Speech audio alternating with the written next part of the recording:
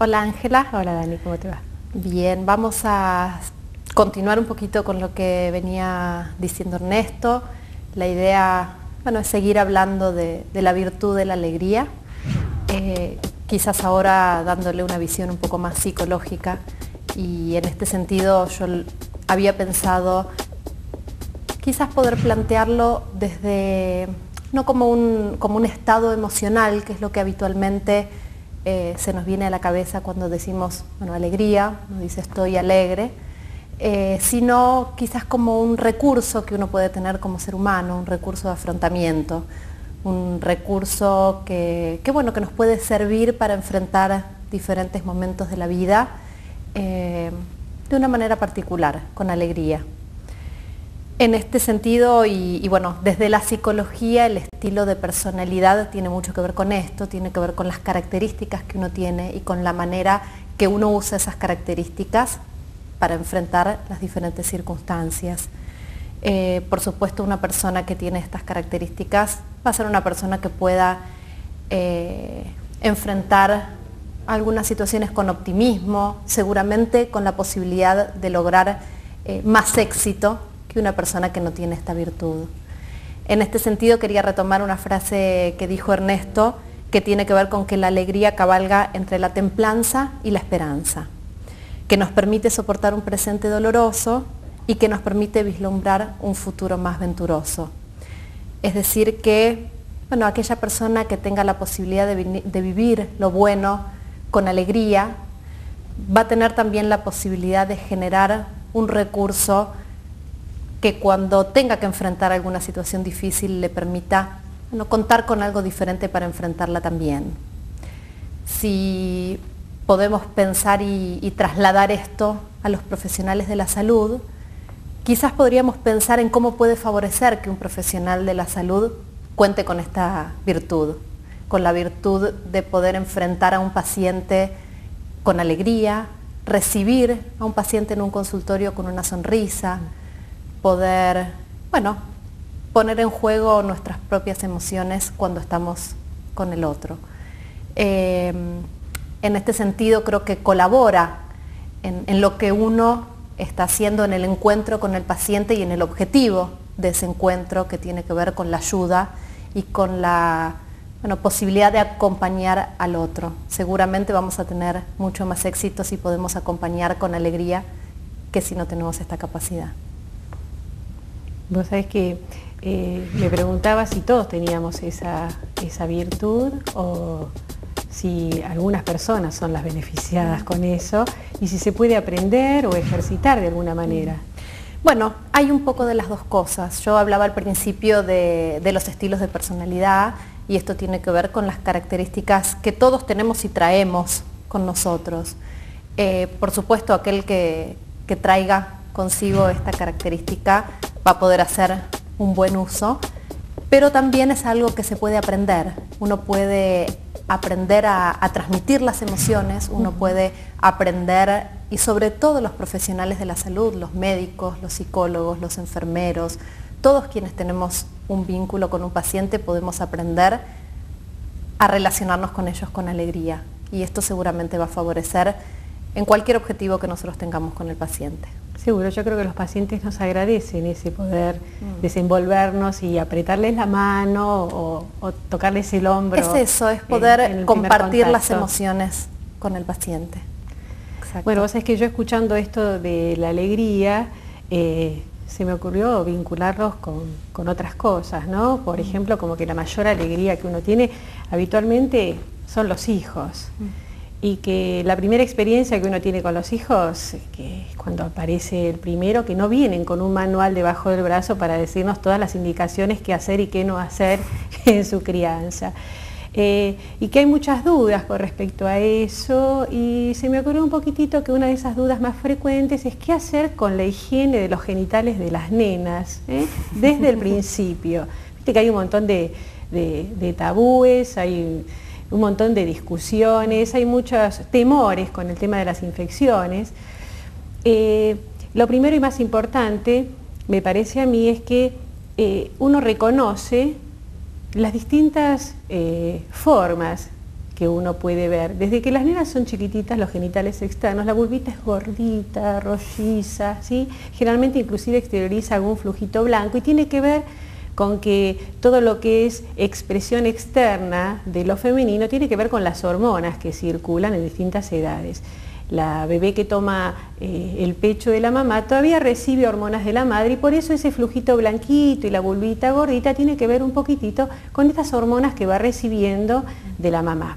Pero una vez que ya termina esa etapa, la nena que ya tiene otra independencia, tiene exteriormente, si uno lo ve, una diferencia enorme. Los labiecitos vulvares son finitos, flaquitos, generalmente están muy separados que permiten visualizar bien el orificio de entrada de la vagina, inclusive el himen, que es esa membrana que cubre el orificio de entrada, que a veces a las mamás eso les preocupa.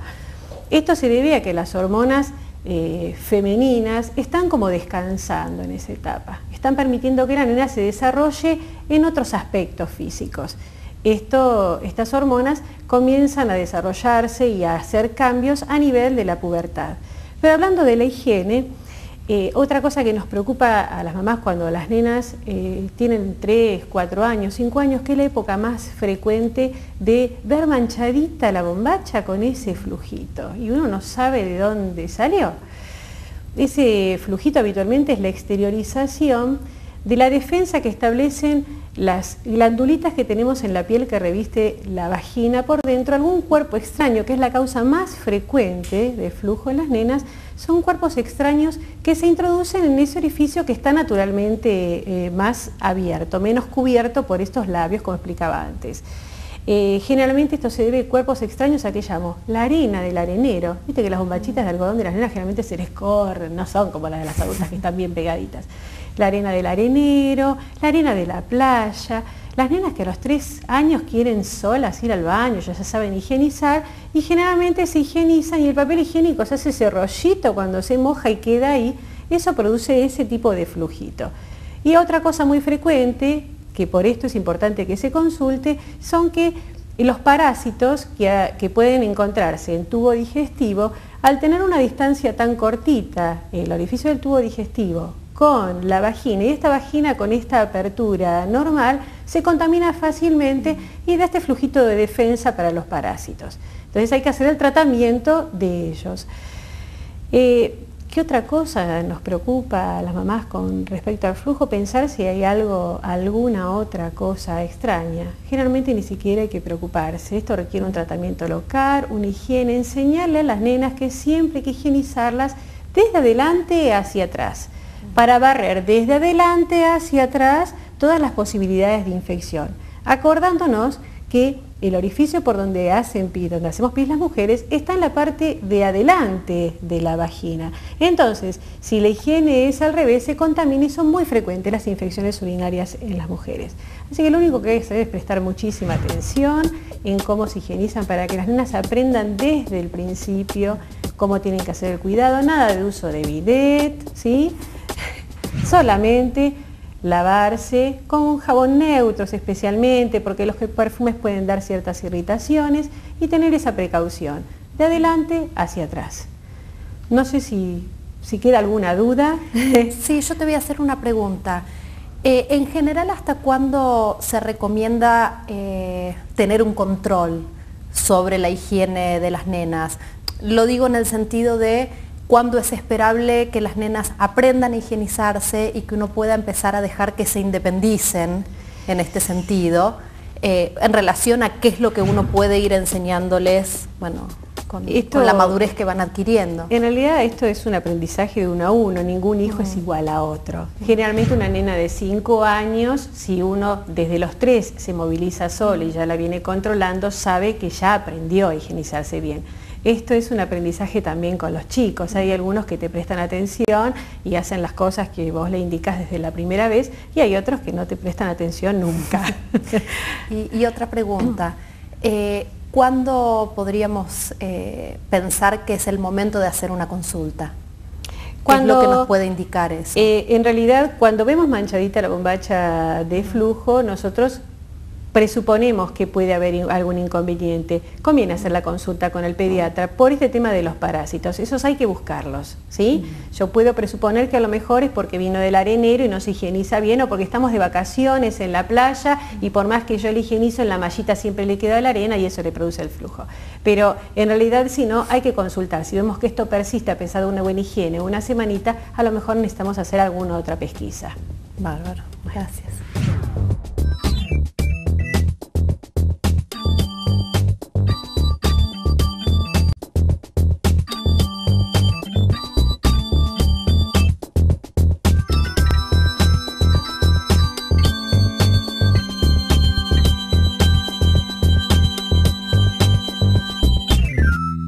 Espero que la hayas pasado bien. No nos vamos a ir sin resolver la trivia. ¿De acuerdo? Planteamos ¿cuál fue el primer país que aplicó la vacuna contra la viruela?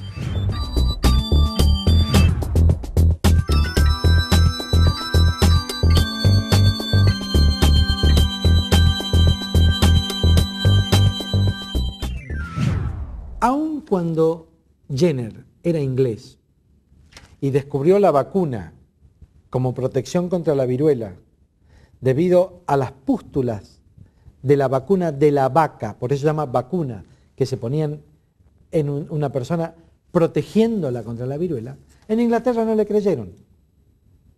No le creyeron hasta muchos años después que él había descrito la vacunación. ¿Quiénes le creyeron? Los españoles. Por eso España empezó a aplicar un programa de vacunación mucho antes de que Inglaterra empezara a aplicarlo.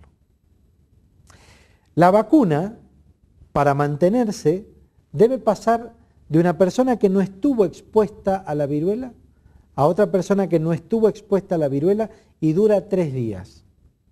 Se forma la pústula y de ahí se extrae el contenido y se va repicando. ¿Cómo hicieron entonces los españoles para traer la vacuna a América? Recurrieron a 22 huérfanos del orfanato de Madrid. 22 chicos, cuyos nombres se han perdido en la historia, pero mantuvieron viva la cepa de vacuna con la que después fue vacunada todas las colonias americanas. 22 héroes anónimos que salvaron miles de vidas. La historia de la medicina está llena de ellos. Y a ellos hoy también queremos rendirle un homenaje. Por eso hoy te dejo reflexionando sobre 2 cosas. La alegría de la vida y estos 22 huérfanos que salvaron miles de vidas hace cientos de años. Te invito a que nos escribas. Nuestro mail salud@c21tv.com.ar. La próxima trivia va a ser mucho más simple. ¿De qué color fueron las zanahorias originales?